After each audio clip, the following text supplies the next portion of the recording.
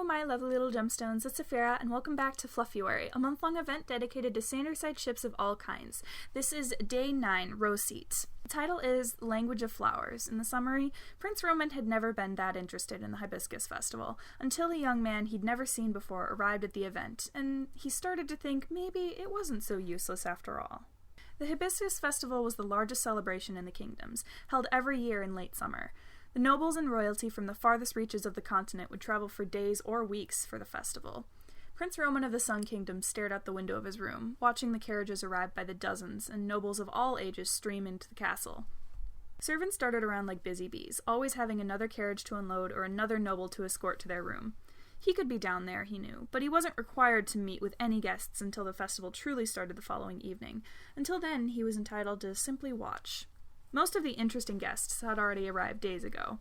He'd already met with Prince Logan of the Moon Kingdom and Prince Patton of the Earth Kingdom. He enjoyed their company. He'd known them since they were all children, so they were practically family to him. He knew his brother felt slightly different about Logan, though. He'd been bragging to Roman for a month about his elaborate plan to court Logan, starting with the Hibiscus Festival. The courting rituals of the annual festival were renowned all over the land. The Hibiscus Festival allowed those wishing to court someone the chance to present them with a red flower, symbolizing their love. Those receiving a flower then had a week to consider their response, and on the final day they would present their potential suitors with a flower of their own. A pink flower in return told the suitor that they would like to have a friendly relationship with them, rather than a romantic one. Yellow meant that they weren't ready to commit yet, but to try again the following year. Purple was an outright rejection. To see someone walking around with a bouquet of purple hibiscus was seen as a symbol of one who would never find love. And, of course, returning a red flower to the suitor was an invitation, consent for the suitor to begin courting. Roman sighed, watching the sun set and the carriages coming slower now. His birthday had only been a few months ago, and now that he was 18, he had no doubt he would be receiving countless hibiscus flowers this year, now that he was of age. Patton and Logan had both received full bouquets from potential suitors the previous year, and Roman had heard murmurs of plans from many noble girls to offer him a red flower come tomorrow. He sighed. He would be preparing a lot of pink flowers if that was the case, but better to let them know up front than to string them along. The door opened behind him, and he heard loud, obnoxious footsteps approaching before arms flung themselves onto his shoulders, and a chin rested beside his ear. "I knew you were hiding up here. What are you doing? You love parties." Roman sighed again, simply staring out the window at another carriage arriving. "I've said hello to those I wanted to see. I'll meet everyone else at the ball tomorrow." The carriage outside was small, with only a driver and 2 people inside, a regal-looking woman with hair braided all the way down her back, and a young man dressed for a party already. "Who is that?" Roman mused, and his brother pushed further to get a good view out the window. "Oh, isn't that new noble family that just got super rich in the last year or two?" Roman glanced back at Remus then, surprised. "What? Since when do you care about anyone that wasn't Logan?" "I only care because they call her the Dragon Witch, and that's fucking cool," Remus defended himself and then continued. "Plus, I heard her son is like super fucking hot, and I'm gonna see for myself." Remus pushed himself away from Roman, fixing his collar before running out of the room, leaving Roman alone to watch them enter the castle and their carriage pull away. Dragon Witch. It was an intimidating name, but from what little he could tell, the woman fit it perfectly. It made him wonder what her son would be like. At the ball tomorrow evening, he'd be sure to seek him out first. The opening festivities were an all-day affair, though there was no required attendance until the evening ball. Roman spent the majority of the day with his brother and his friends, wandering around the town and enjoying the market stalls set up specifically for the festival. Flower sellers were on every street corner, selling not only hibiscus flowers, but all sorts of buds. Roman saw his brother eyeing every seller, and eventually Roman took pity on him and led Logan and Patton away for a while so he could slip away and buy himself a red hibiscus. Before he knew it, the sun was setting and they needed to get back to the castle to change into their best outfits for the party. Roman and Remus wore similar outfits, long suitcoats with a flowing cape hanging loosely from their shoulders. Roman dressed in white, red, and gold embroidery, and Remus in black, green, and silver. "You're going to kill that flower if you keep it up," Roman told Remus, noticing his brother fidgeting with the flower between his palms. Remus shot him a look. "It's better than nothing at all," Remus teased, noting Roman's lack of a flower to give. Roman shrugged. "I'm just barely 18. I've got years ahead of me to woo someone. I'm going to wait for the perfect person, not just anyone who walks by." "Aw, so you're gonna be a heartbreaker walking around with a bunch of purple hibiscus? So cruel." "At least I'm not putting all of my eggs into one basket. What if Logan rejects you? What'll you do then?" Remus shrugged, hiding his nerves behind a wonky smile. "Then I guess I'll die alone, just like you." Before Roman could retaliate, there was a knock at their door, and a servant entered to tell them they were needed to begin the opening ceremony. Roman gracefully sauntered out of the room, with Remus trying to push against him the entire way. The ballroom was enormous, and filled with nobles, servants, and long tables of hors d'oeuvres. At the front there was a raised stage where the royal families were waiting to enter and begin the party. Roman and Remus had to sneak around along a servant hallway to avoid the large crowd, but they did overhear snippets of conversation from people who had stepped out of the claustrophobic ballroom.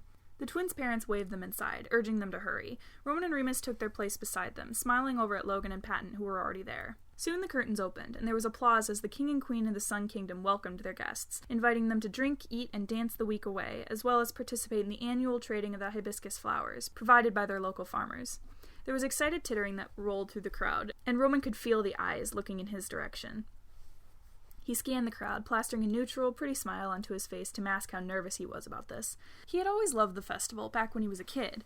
It was so romantic, the exchange of flowers and the meaning of every color. As a child, he had thought he wouldn't care what color he received, because they were all so beautiful.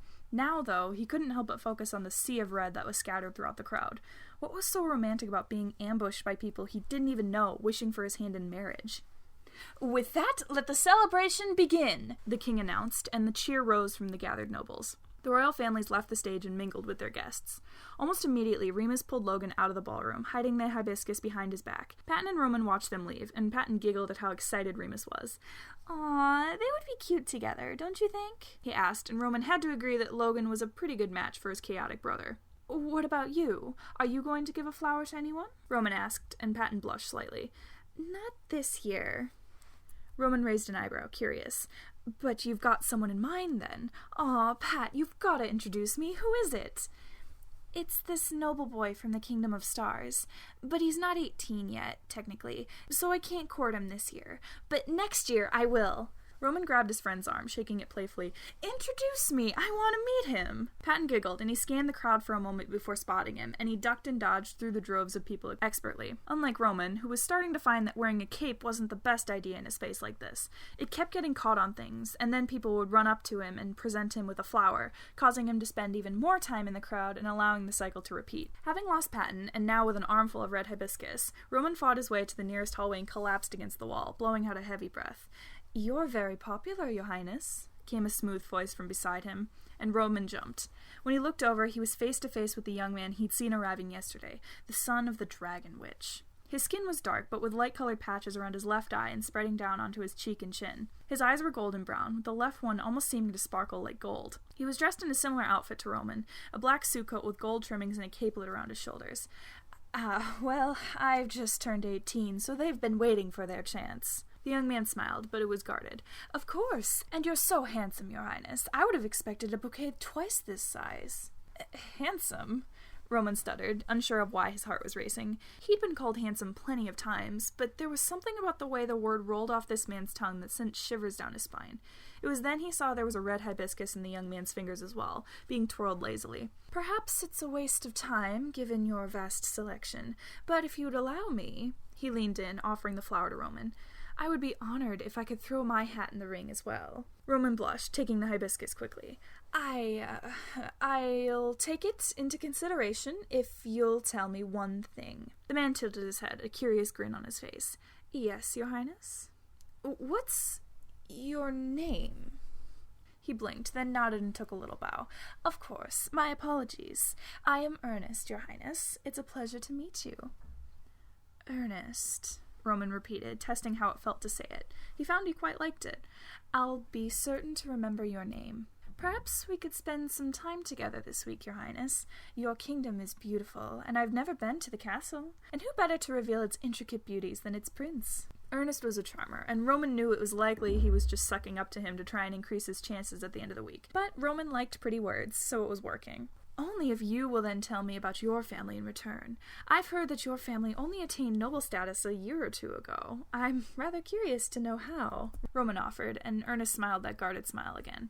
"Of course, I'd be glad to share our history, but perhaps, before all that, I could ask for a dance?" Ernest offered his hand, and Roman realized that while they were talking, waltz music had started to play in the ballroom. "I suppose I could offer you one," Roman said, trying to be coy but feeling his heart racing. They walked back to the ballroom together, and Roman was excited to find that Ernest was an excellent dancer. They spun around together long after that first song had ended, and the prince knew he should be a proper host and dance with other potential suitors, but he found he just didn't care enough to do so. Ernest made for fun company, as he found over the week of the festival. Every day he woke up early to spend time with him, taking him on a tour of the castle and of the town, pointing out his favorite things about the place he lived. In return, Ernest told him about his family, about how they had been farmers for generations, but his mother had wanted to do something to change that. In just 10 years, she was able to completely change how their family was run, and in the last few years, she'd been getting invitations to bigger events. This was the first time they had been invited to come to the Hibiscus Festival, and it was everything he had dreamed and more. The Dragon Witch title came from her competition, from those who wanted to destroy her reputation by insinuating she used dark magic to gain her success. It was all lies, Ernest told him, but his mother had enjoyed them and used those rumors to inspire her appearance. With every moment, Roman found himself falling even harder. On the night before the final day of the festival, Remus came into his room to find him lying on his bed, staring dreamily at the ceiling. He teased him, saying that out of the two of them, he never would have expected that Roman would be the one to fall in love with a nobody, while Remus with another prince. Roman wasn't bothered for once, letting Remus talk as he daydreamed. It wasn't expected of him, no, but he wouldn't have it any other way. On the final day of the festival, the party was held in the gardens of the castle. As the sun set, the exchange of flowers began. The prince would stand in front as his potential suitors lined up to receive whatever flower he had decided to give them. To those who had offered Patton a flower, he returned a pink hibiscus to every one of them. Roman expected nothing less. It would take a truly evil person to even have Patton consider giving a purple flower. Remus had received a few, but he, of course, only offered pink and purple roses in return. When Logan stepped up, he saw that he was carrying a bouquet of all pink with one red hibiscus in the center. Remus couldn't contain his happiness when it was that red flower being offered to him, and they both collapsed to the ground as Remus tackled him in an excited hug. Then it was Roman's turn, and he looked down at his bouquet of pink flowers with one tucked away from view in the middle of it. He handed out the flowers slowly, but when he got to Ernest in the center of the line, he spent a moment rearranging his bouquet to retrieve that other color hidden amongst the pink. Ernest's eyes widened as he stared at the flower, and Roman had to hide a smirk as he moved on, passing out the rest without much fanfare.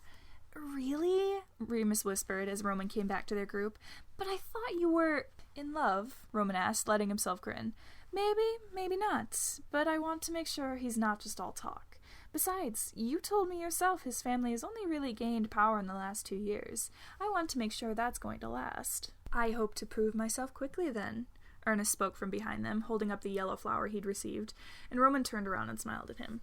"I'm thankful for the chance, Your Highness, and I hope to rise to your standards by next summer. I look forward to it." Thank you all so much for listening. Make sure to like, comment, and subscribe to make sure you don't miss the rest of this series. If you like my writing and you want to hear more, you can check out the other videos on my channel, or my AO3 link is in the description if you want to read them for yourself. See you next time!